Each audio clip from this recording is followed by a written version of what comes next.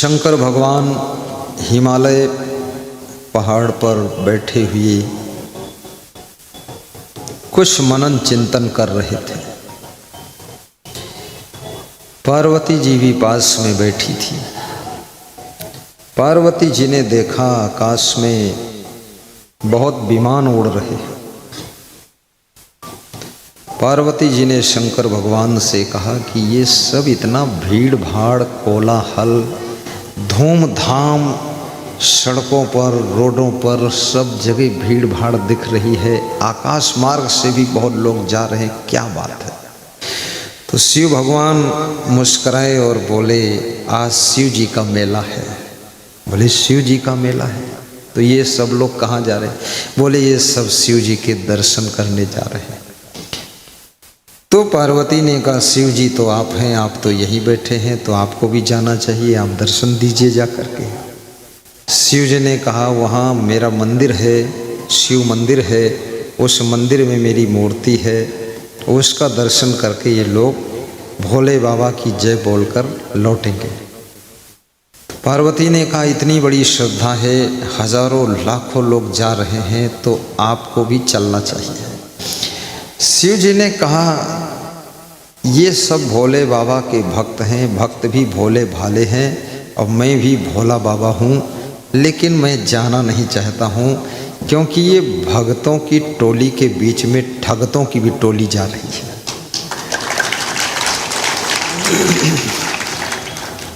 भगवान वही बनता है जो बहुत विचारवान होता है। भगवान कोई मूर्ख व्यक्ति नहीं बन सकता है। जिसका विवेक और जिसका विचार और जिसका चरित्र और आचरण, जिसका संयम नियम, जिसका ज्ञान विज्ञान आत्मज्ञान प्रखर होता है, वो धीरे धीरे भगवान की पदवी को प्राप्त करता है। संकल्प हो हमारा, इंसान हम बनेंगे, इंसान बन गए तो भगवान भी बनेंगे।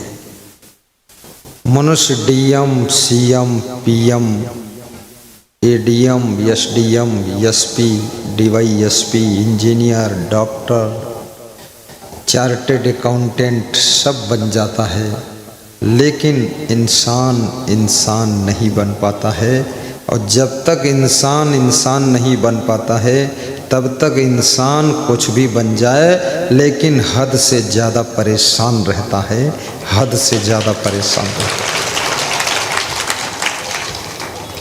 इंसान का चेहरा तो है, लेकिन इंसान का चरित्र बनाना पड़ता है। मनुष्य का रूप तो है, लेकिन मनुष्य जैसे कर्म भी करना पड़ता है। मानव के रूप में जन्म पूर्व जन्म के पुण्य कर्मों के प्रताप से, माता पिता के योगदान से हुआ है, परंतु मानव जैसी जिंदगी जीना ये आपके सामने चुनौती है और आपके लिए बहुत बड़ी कसौटी है। इसलिए मनुष्य का रूप मिला है तो मनुष्य बनना सीखो। केवल चेहरे से मनुष्य कोई नहीं होता है, चरित्र से मनुष्य होता है। इसलिए अपने गुणों को ऐसा विकसित करो कि आपको लोग कहें ये इंसान के रूप में भगवान है। तो शिव जी से पार्वती जी बार बार कहती हैं कि आप भी मेला चलो। देखिए, शिव जी सहज स्वभाव के थे, पार्वती की बात को मान जाते हैं और शिव मेला में भगवान आ जाते हैं। भगवान ने पार्वती से कहा कि देखो, यहाँ मैं एक करिश्मा करूँगा, चमत्कार करूँगा। मैं कोढ़ी बनूँगा और तुम कोढ़िन मत बनना। तुम मेरे ऊपर पंखा डुलाना और बैठी रहना, मेरी सेवा करना। फिर देख लेना इस मेला में कितने भगत आए हैं और कितने लोग शिव जी के लिए आए हैं, कितने भोले के लिए आए हैं, कितने बम भोले हैं, कितने नालायक हैं, सब देखना तमाशा। पार्वती जी पंखा डुला रही हैं, शिव जी कोढ़ी बनकर बैठे हुए हैं। एक नवयुवकों की टोली आती है। नवयुवक कहते हैं, देवी जी ये तुम्हारे कौन हैं?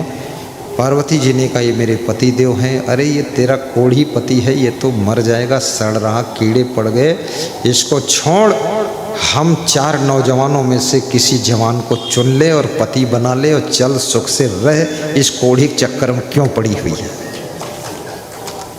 शिव जी गर्दन टेढ़ी करके पार्वती की ओर देखकर मुस्कुराते हैं कि ये भगत लोग आए हैं। देखो कुंभ मेला में भी इस मॉडल के भगत और भगतनी भी आए हैं। कुंभ मेला के बहाने बौड़म बनकर घूम रहे मेला में, बांगड़ू बनकर। मेला इतना पवित्र मेला, कितने गंदे विचार के लोग भी आ जाते हैं, चोर भी आ जाते हैं। पार्वती जी भी मंद मंद मुस्कुराती है और वो टोली चली जाती है। दूसरी टोली आती है, 40 साल की उम्र वालों की टोली आती है। पार्वती जी से पूछते हैं, देवी जी ये कौन है आपके? पार्वती जी ने कहा मेरे पति देव हैं। अरे ये तो कोढ़ी है, इनको तो कुष्ठ रोग हो गया, ये तो सड़ रहे हाथ पांव उंगलियां, तुम इनके साथ कैसे रह पाओगी? ये तुम्हारा कहाँ गुजारा कर पाएंगे? चलो मैं किसी अच्छी जगह तुम्हारा विवाह करा दूंगा, यहाँ से चलो तुम। शिव जी ने कहा देखो ये भक्ति करने आए हैं लोग। भक्ति के मार्ग में भी भोग वासना चुपके काम करती है यदि सावधान न रहो। संतों के जीवन में भी ये वासना सूक्ष्म रूप से चुपके से प्रविष्ट हो सकती है यदि संत सावधान न रहे। इसलिए बाहर के कुसंग का भी त्याग करना चाहिए और अंदर से भी सावधान रहना चाहिए। जिन जिन चीज़ों से तुम बच करके रहना चाहते हो उन चीज़ों को तुम बाहर से भी त्याग कीजिए। उनके सन्निकट मत रहिए, उनसे थोड़ा दूर रहिए।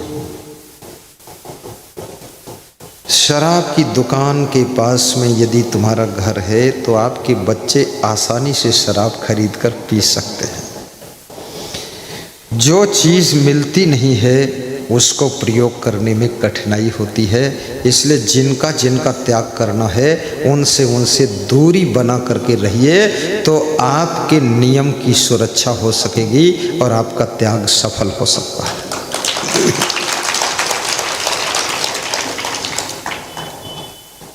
तीसरी टोली आती है, बुजुर्गों की टोली थी।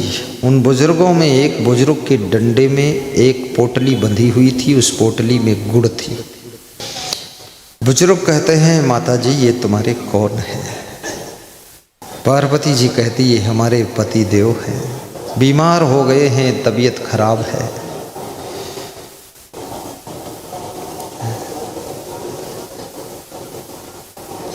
बुजुर्ग ने कहा माता राम तुम घबराना मत, तुम्हारे पति से सुंदर पति दुनिया में कोई नहीं है। तुम इनकी सेवा करो, ये दवाई से नहीं अच्छे होंगे, ये तुम्हारे कोमल हाथों की सेवा से बहुत शीघ्र अच्छे होंगे। और मैं थोड़ी गुड़ लेकर आया हूँ, ये गुड़ मैं दान करता हूँ, इसको तुम खा लेना, थोड़ा इनको खिला देना। और 20 रुपये ये दास लेकर आया था, तो मैं ये 20 रुपये दान करता हूँ, इनके लिए कुछ नाश्ता ले आना, खिला देना। इतना सुनते ही शिव जी का रूप बदल गया और शिव जी अपने स्वरूप में प्रकट हो गए। शिव जी ने उस बूढ़े भगत के सिर पर हाथ रखा और पार्वती से कहा यही एक भगत आया है, बाकी तो सब मनचले लोग आए ही हैं। अब सोचिए, विचार कीजिए, शिव और पार्वती विलुप्त हो जाते हैं और बूढ़े का जीवन धन्य हो गया, उसको भगवान का दर्शन साक्षात मिल गया। जब जब जितना जितना तुम्हारा मन पवित्र होगा उतना जल्दी तुमको यत्र तत्र सर्वत्र अन्यत्र भगवान का दर्शन कभी कोढ़ी के रूप में हो जाएगा, कभी किसी संत के रूप में हो जाएगा, और कभी किसी गरीब के रूप में हो जाएगा, और कभी किसी असहाय असमर्थ बूढ़े व्यक्ति के रूप में हो जाएगा। याद रखना, भाव को पवित्र करिए तो भगवान तुम्हारे भीतर ही छुपा बैठा हुआ।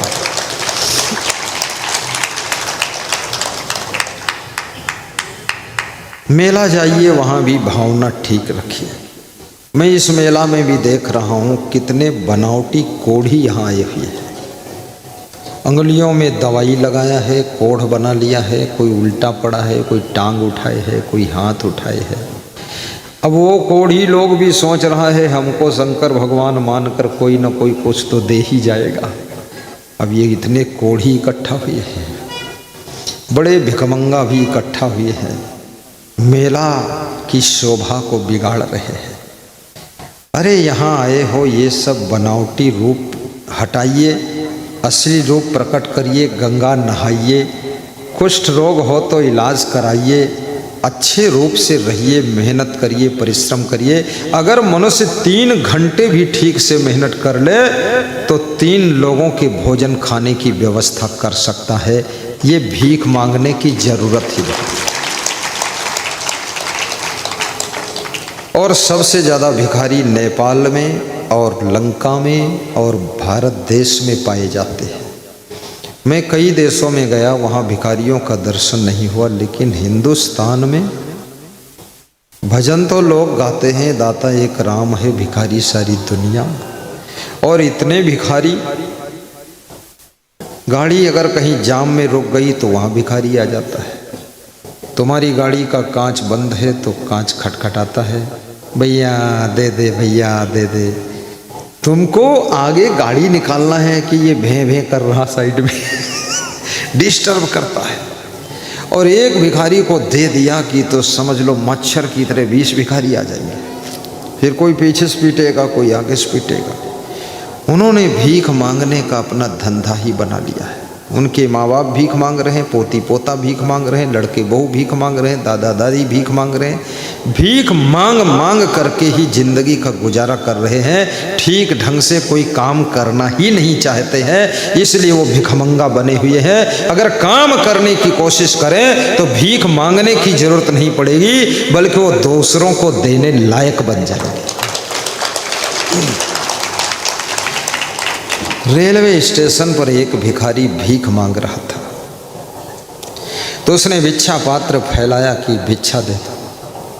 सामने जो आदमी खड़ा था वो सूट बूट पहने हुए, टाई लगाए हुए, बिल्कुल अप टू डेट खड़ा था। उसने कहा मैं भीख तुमको दूंगा, लेकिन तुम भीख के बदले मुझे क्या दोगे? तो भिखारी ने कहा मेरे पास कुछ देने के होता तो मैं भीख क्यों मांगता। बोले सोच लो, ये लेन देन का संसार है, लेन देन का व्यवहार है, मिलता उन्हीं को है जो देते हैं। अगर हम देंगे तो तुम्हें कुछ देना पड़ेगा। तो भिखारी के दिमाग में थोड़ा चोट लगी। रेलवे प्लेटफार्म से बाहर निकला और आकाश की ओर देखा और सोचा और घर वापस चला गया। उसकी पत्नी ने कहा कुछ लाए? बोले आज कुछ भीख तो नहीं लाए, लेकिन सीख लेकर आए। बोले सीख? सीख से क्या रोटी बन सकती है? अरे बोले सब बनेगा। दूसरा दिन आया, भिखारी फिर प्लेटफार्म पर पहुंचा और उसी आदमी से भेंट हो गई। सूट बूट पहने हुए, टाई लगाए हुए, कोट पहने हुए, अप टू डेट खड़ा था। फिर उससे मांगा तो उसने कहा मैं भीख तो दे दूंगा, लेकिन तुम मुझको क्या दोगे? उसने कहा मैं भी आपको देने के लिए कुछ लाया हूँ, आज लेकर आया हूँ, आज खाली भीख नहीं मांग रहा हूँ। क्या लाए हो?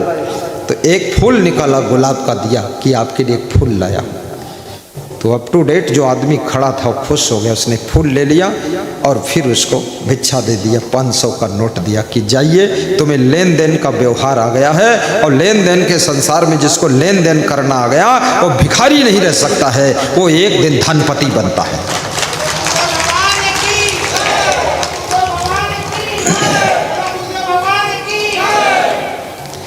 भिखारी लौटकर फिर घर गया।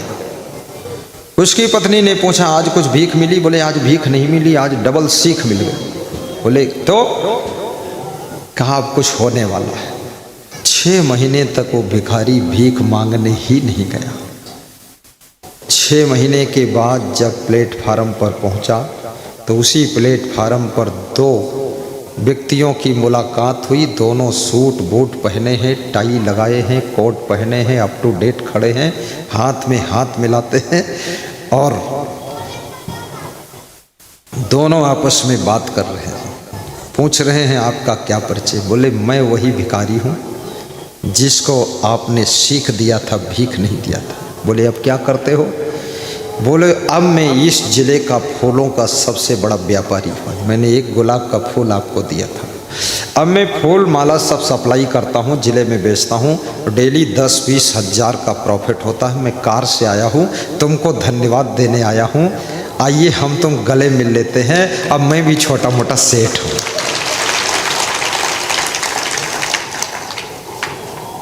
संसार में कुछ करने की तमन्ना रखो, हिम्मत रखो, लक्ष्य सुंदर बनाइए, डिसीजन सही लीजिए। आप जो जिंदगी में फैसला लेते हैं उस फैसला को जब पूरा करने के लिए आप कोशिश करते हैं तो आपके जीवन के लक्ष्य के बीच के रास्ते में बहुत सारी बाधाएं भी आती हैं। कभी कभी आपका स्वभाव बिगड़ने लग जाता है, क्रोध ज़्यादा आता है, ये क्रोध भी बाधक है लक्ष्य को प्राप्त करने में। कभी कभी आपके अंदर आलस्य आने लग जाता है, आलस्य बहुत बड़ा बाधक है आपको लक्ष्य तक पहुंचने में, इसलिए आलस्य को भी हटाइए। और कभी कभी वासना आपको रास्ते से भटकाने की कोशिश करती है, लक्ष्य से दूर करती है, उस वासना को भी किनारे कीजिए। और कभी कभी आपके अंदर टाइम टेबल से काम ना करने की आदत बन जाती है, उस आदत को भी खिसकाइए साइड में। कभी कभी नशा करने की भी आदत आपको खींचती है अपनी ओर, उससे भी बचिए और सारी आदतों से, बुराइयों से, दुर्गुणों से बच करके आप अपने लक्ष्य के पथ पर आगे बढ़ते रहिए।